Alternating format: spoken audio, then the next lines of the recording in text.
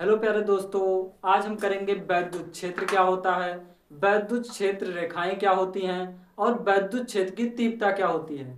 तो पहला टॉपिक देखते हैं दोस्तों, वैद्युत क्षेत्र किसे कहते हैं। दोस्तों, वैद्युत क्षेत्र किसे कहते हैं? किसी आवेश के चारों तरफ का वह क्षेत्र जिसमें कोई अन्य आवेश लाने पर आकर्षण बल या फिर प्रतिकर्षण बल का अनुभव करता है, उसे क्या कहते हैं दोस्तों? वैद्युत क्षेत्र कहते हैं। तो इसकी परिभाषा लिखते हैं, किसी आवेश के किसी आवेश के किसी आवेश के चारों किसी आवेश के चारों ओर का वह क्षेत्र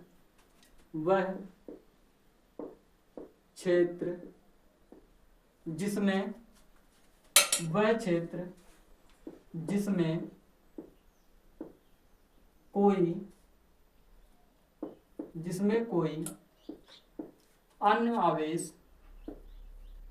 कोई अन्य आवेश आकर्षण बल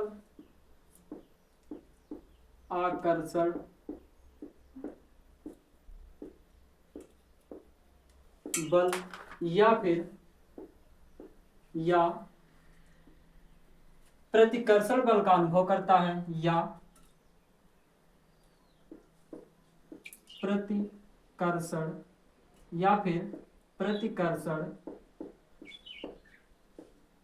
बल का अनुभव करता है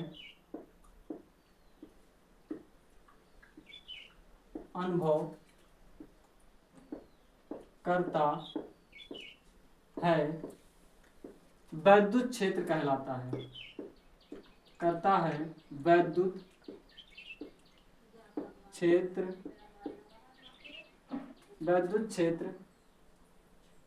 कहलाता है।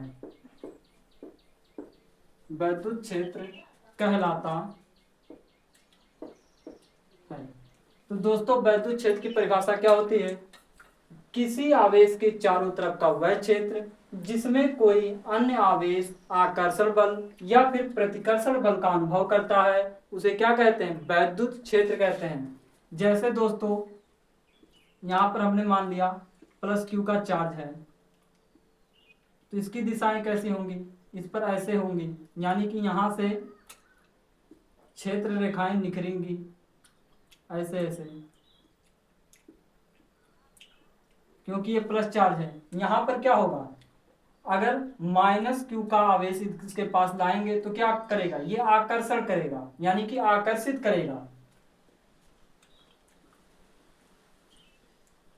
और ये माइनस क्यू का आवेश है, माइनस क्यू, यहां से क्या होगा, यहां पर आवेश आती है, वैद्युत क्षेत्र रेखा यहां पर आती है अंदर। तो ये दोस्तों क्या है? प्लस क्यू का चार्ज है। अगर प्लस का आवेश होगा तो यहां पर से क्षेत्र रेखाएं निकलेंगी। तो अगर यहां पर कोई हम अन्य आवेश लाएंगे तो यहां पर जैसे कि अगर माइनस का आवेश लाते हैं तो ये क्या करेगा? आकर्षित कर लेगा। अगर हम यहाँ पर प्लस का आवेश लाएंगे तो वो क्या करेगा? प्रतिकर्षित करेगा। अगर हम यहाँ पर माइनस क्यू का आवेश लाएंगे तो ये क्या करेगा? माइनस क्यू का आवेश लाएंगे तो ये करेगा प्रतिकर्षित। जब हम प्लस क्यू का आवेश इसके पास लाएंगे तो ये क्या करेगा? आकर्षित। तो दोस्तों, वैद्युत क्षेत्र की परिभाषा क्या होती है? वैद्युत क्षेत्र की परिभाषा होती है किसी आवेश के चारों ओर का वह क्षेत्र जिसमें कोई अन्य आवेश आकर्षण बल या फिर प्रतिकर्षण बल का अनुभव करता है, उसे वैद्युत क्षेत्र कहते हैं। तो दोस्तों, अब देखते हैं अगला टॉपिक। दोस्तों, अगला टॉपिक क्या है? वैद्युत क्षेत्र रेखाएं या फिर बल रेखाओं के गुण। दोस्तों, इसको हम कहें या क्षेत्र रेखाएं या फिर कहें बल रेखाओं के गुण, दोनों एक ही बात है। तो क्या हेडिंग है? वैद्युत क्षेत्र रेखाएं या फिर वैद्युत बल रेखाओं के गुण। तो दोस्तों, पहला गुण क्या है? वैद्युत क्षेत्र रेखाएं धनावेश से चलकर ऋणावेश पर समाप्त हो जाती हैं। पहला गुण क्या है दोस्तों? जो वैद्युत क्षेत्र रेखाएं होती हैं वो धनावेश से चलकर ऋणावेश पर समाप्त हो जाती हैं। जैसे दोस्तों एक चित्र बनाकर दिखाते हैं, ये माइनस का हो गया आवेश। क्या कह रहा है, वैद्युत क्षेत्र रेखाएं धनावेश से चलकर ऋणावेश पर समाप्त हो जाती हैं। तो वैद्युत क्षेत्र रेखाएं कहां से चलेंगी, वैद्युत क्षेत्र रेखाएं यहां से ऐसे चलेंगी और यहीं पर आकर समाप्त हो जाएंगी। ऐसे वैद्युत क्षेत्र रेखाएं चलेंगी, धनावेश से चलेंगी और ऋणावेश पर समाप्त हो जाएंगी।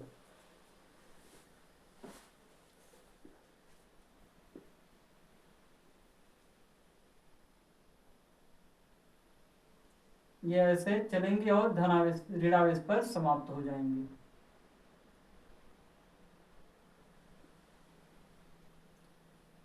क्या होता है, वैद्युत क्षेत्र रेखाएं धन आवेश से चलकर ऋण आवेश पर समाप्त हो जाती हैं, यानी कि इस प्लस चार्ज से ऐसे चलेंगी और ये ऋण आवेश पर आकर समाप्त हो जाएंगी। तो यहाँ पर कौन सा चिन्ह होगा, यहाँ पर आ रही है वैद्युत बल रेखाएं और यहाँ से निकल रही हैं वैद्युत बल रेखाएं, यहाँ से वैद्युत बल रेखाएं निकल रही हैं। वैद्युत बल रेखाएं धनावेश से चलकर ऋणावेश पर समाप्त हो जाती हैं। और दूसरा गुण क्या है दोस्तों, वैद्युत क्षेत्र रेखाएं एक दूसरे को काटती नहीं हैं और एक वक्र का निर्माण करती हैं। वैद्युत क्षेत्र रेखाएं एक दूसरे को कभी एक काटेंगी नहीं कि ऐसे कभी ऐसे चले जाएं, ऐसे नहीं होगा। वैद्युत क्षेत्र रेखाएं एक लाइन से ही चलेंगी और ये एक दूसरे को कभी काटेंगी नहीं और एक वक्र का निर्माण कर देंगी। ये क्या बन रहा है दोस्तों, एक वक्र बनकर तैयार होगा। तो वैद्युत क्षेत्र रेखाएं एक दूसरे को काटती नहीं हैं और एक वक्र का निर्माण करती हैं। किसी वैद्युत बल रेखा की दिशा धन आवेश पर लगने वाले बल की दिशा को प्रदर्शित करता है। दोस्तों जो वैद्युत बल रेखाएं होती हैं, वैद्युत बल रेखा की जो दिशा होती है वो धन आवेश पर, जो वैद्युत बल रेखा की ये दिशा है ये धन आवेश पर लगने वाले बल की दिशा को प्रदर्शित करता है।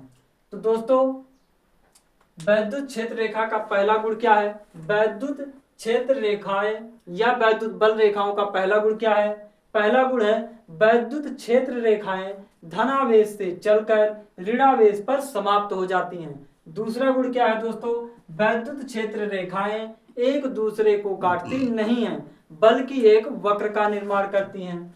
तीसरा गुण क्या है, किसी वैद्युत बल रेखा की दिशा धन आवेश पर लगने वाले बल की दिशा को प्रदर्शित करता है। तो दोस्तों वैद्युत बल रेखा का और गुण देखते हैं। तो दोस्तों अगला गुण क्या है, अगला गुण है वैद्युत बल रेखाएं लचकदार डोरी की तरह, क्या वैद्युत बल रेखाएं लचकदार डोरी की तरह सिकुड़ने का प्रयास करती हैं। जो ये वैद्युत बल रेखाएं होती हैं दोस्तों ये लचकदार डोरी की तरह सिकुड़ने का प्रयास करती हैं। यही कारण है कि विपरीत आवेशों के बीच आकर्षण बल होता है। पांचवा गुण क्या है दोस्तों, रेखाएं लंबाई के लंबवत दिशा में, जो वैद्युत बल रेखाएं होती हैं वो लंबाई के लंबवत दिशा में दूर हटने का प्रयास करती हैं। यही कारण है कि समान आवेशों के बीच प्रतिकर्षण बल होता है। दोस्तों इसको समझते हैं कैसे, यहां पर प्लस का चार्ज है, यहां पर भी हमने प्लस का चार्ज ले लिया, यहां से जब वैद्युत बल रेखाएं निकलेंगी, जब दोस्तों यहां से निकलेंगी तो ऐसे अपने लंबाई के लंबवत दिशा में दूर हटने का प्रयास करेंगी। यहां से भी ऐसे ये दूर हटने का प्रयास करेंगी। क्यों करेंगी दूर, क्योंकि दोस्तों ये भी प्लस का चार्ज है और प्लस प्लस के बीच क्या होता है दोस्तों, प्रतिकर्षण बल होता है। इसलिए यहां से भी अपने लंबाई के लंबवत दिशा में क्या हटेंगी, दूर हट जाएंगी रेखाएं। जो वैद्युत क्षेत्र रेखाएं होती हैं वो क्या होता है दोस्तों, अपने लंबाई के लंबवत दिशा में दूर हटने का प्रयास करती हैं। तो दोस्तों एक बार फिर से देख लेते हैं, वैद्युत क्षेत्र रेखाएं एवं वैद्युत बल रेखाओं के गुण में चौथा क्या है, वैद्युत बल रेखाएं लचकदार डोरी की तरह सिकुड़ने का प्रयास करती हैं। यही कारण है कि विपरीत आवेशों के बीच आकर्षण बल होता है, जबकि वैद्युत बल रेखाएं अपनी लंबाई के लंबवत दिशा में दूर हटने का प्रयास करती हैं। यही कारण है कि समान आवेशों के बीच प्रतिकर्षण बल लगता है। तो दोस्तों देखते हैं अगला टॉपिक। तो दोस्तों अगला टॉपिक है क्या, वैद्युत क्षेत्र की तीव्रता। अगला टॉपिक है दोस्तों वैद्युत क्षेत्र की तीव्रता। वैद्युत क्षेत्र की तीव्रता किसे कहते हैं दोस्तों, वैद्युत क्षेत्र में किसी बिंदु पर रखे प्रत्येकांक यानी कि परीक्षण आवेश पर लगने वाले बल को वैद्युत क्षेत्र की तीव्रता कहते हैं। दोस्तों जैसे मान लो यह कोई वैद्युत क्षेत्र है। मान लो दोस्तों ये कोई वैद्युत क्षेत्र है, ये कोई वैद्युत क्षेत्र है और यहां पर हमने प्लस क्यू कूलाम का एक आवेश रख दिया, जिसको हमने कहा ये क्यू नॉट है। क्यू नॉट का मतलब परीक्षण आवेश।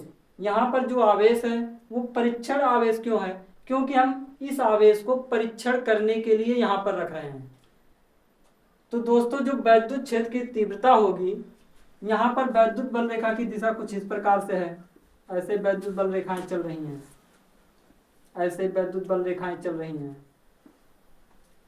तो दोस्तों जो वैद्युत क्षेत्र की तीव्रता है वो क्या होगी, वैद्युत बल रेखा यानी कि वैद्युत बल के परिमाण को, वैद्युत बल के परिमाण को परीक्षण आवेश से भाग देने पर जो आएगा उसी को हम क्या कहते हैं दोस्तों, वैद्युत क्षेत्र की तीव्रता कहते हैं। दोस्तों क्या होगा, वैद्युत बल जो होगा, वैद्युत बल के परिमाण को हम आवेश से यानी कि परीक्षण आवेश से भाग देंगे, तो जो हमारा आएगा उसे हम कहेंगे वैद्युत क्षेत्र की तीव्रता। तो दोस्तों वैद्युत क्षेत्र की तीव्रता क्या होती है, वैद्युत क्षेत्र में किसी बिंदु पर रखे प्रत्येकांक यानी कि परीक्षण आवेश पर लगने वाले बल को वैद्युत क्षेत्र की तीव्रता कहते हैं। वैद्युत क्षेत्र की तीव्रता एक सदिश राशि है, इसे वेक्टर ई से प्रदर्शित किया जाता है। इसका मात्रक न्यूटन प्रति कूलाम होता है। इसका मात्रक क्या होता है दोस्तों, न्यूटन प्रति कूलाम।